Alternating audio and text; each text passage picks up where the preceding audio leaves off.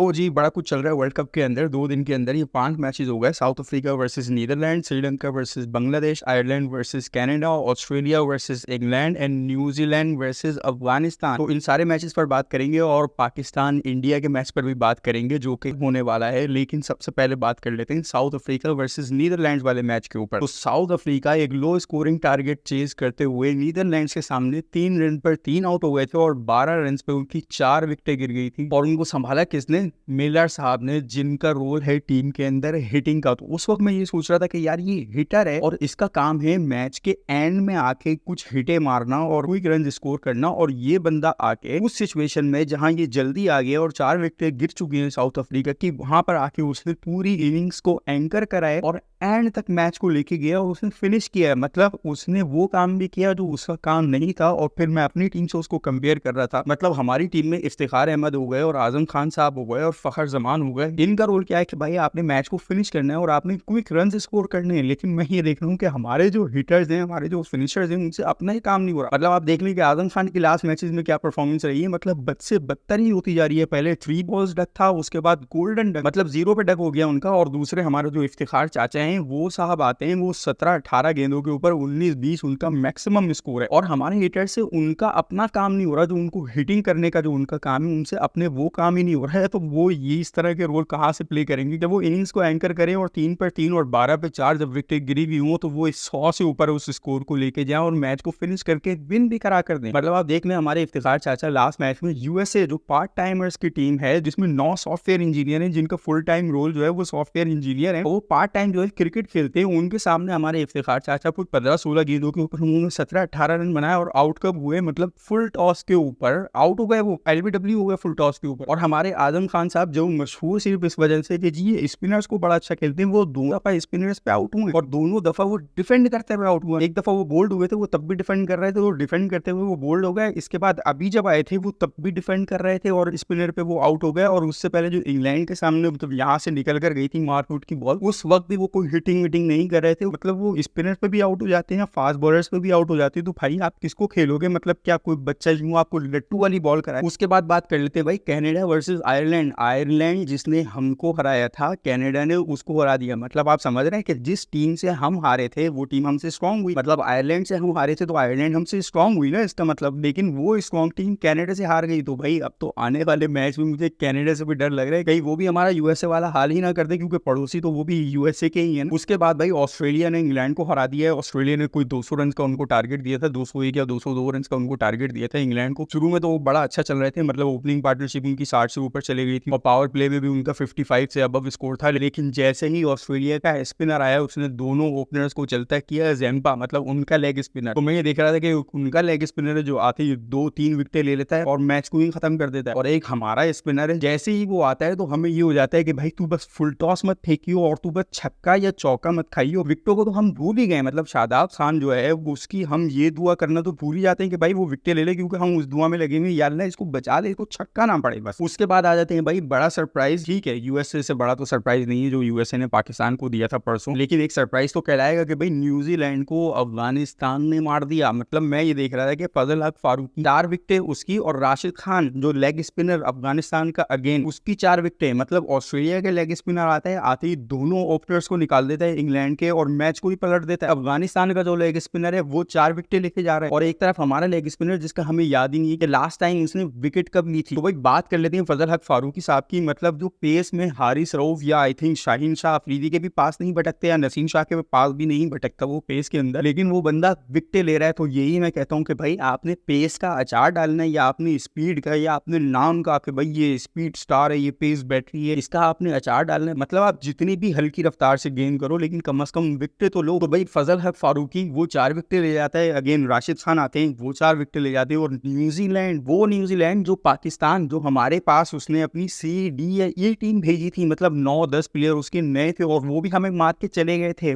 उस न्यूजीलैंड को उस अफगानिस्तान ने 100 रन नहीं करने दिए और ऐसा पिछाड़ा है कि 75 पे उनको ऑल आउट कर दिया और खुद उनको मारे थे 159 रन और उनको उसके आधे भी स्कोर करने नहीं दिए और उनको ऑल आउट कर दिया। और मैं हैरान हो रहा था कि यार ये न्यूजीलैंड थी जिसके 9-10 नए बलूंगड़े आके हमको मार के चले गए थे, वो भी हमारी कंडीशंस के अंदर। उसको अफगानिस्तान ने ऐसा पकड़ा है कि पहले 159 मारा और उनको उसके आधे रन भी स्कोर करने करने नहीं दिया और ऑल आउट किया, मतलब उनको खड़े नहीं होने दे रहे थे। उनको समझ नहीं आ रही थी कि भाई बॉल कहाँ से आ रही है, कहाँ पे जा रही है। ना उनसे फास्ट बॉलर खेला जा रहा था, ना उनसे स्पिनर खेला जा रहा था। मतलब राशिद खान तो आप कह सकते हैं कि भाई टॉप स्पिनर है, दुनिया में माना जाता है वो। उसके बाद फजल हक फारूकी जो फास्ट बॉलर है, जिसकी पेस मेरे हिसाब से इतनी अच्छी नहीं है जितनी हमारे पेसर्स जो हमारे मशहूर है ना कि भाई वो हमारा तेज बुलेट की तरह इसकी गेंद जाती, तो वो उसकी गेंद समझ नहीं आ रही थी, राशिद खान की समझ नहीं आ रही थी। वहां से नबी साहब आ गए, वो 2 विकेटें ले गए। और हम जब खेल रहे होते हैं हम भूल ही जाते हैं, मतलब हमसे ना शुरू में विकेटें ली जाती है, ना बीच में विकेटें ली जाती है, ना एंड में विकेटें ली जाती है, और फिर हम कहते हैं कि हम मैच जीत जाए। अगर आपको ये वीडियो पसंद आई तो इस वीडियो का कंप्लीट वर्जन हमारे यूट्यूब चैनल पर मौजूद है, जिसका लिंक कमेंट या डिस्क्रिप्शन सेक्शन में शेयर कर दिया गया है। इस लिंक पर जाकर आप इस वीडियो के कंप्लीट वर्जन को एंजॉय कर सकते हैं। और अगर वीडियो अच्छी लगे तो लाइक कमेंट सब्सक्राइब शेयर करना मत भूलिएगा। और वीडियो अगर अच्छी ना लगे तो अपनी फीडबैक से जरूर आगाह कीजिएगा। अपना बहुत सारा ख्याल रखिएगा। मिलते हैं आपसे नेक्स्ट वीडियो में। अल्लाह हाफिज।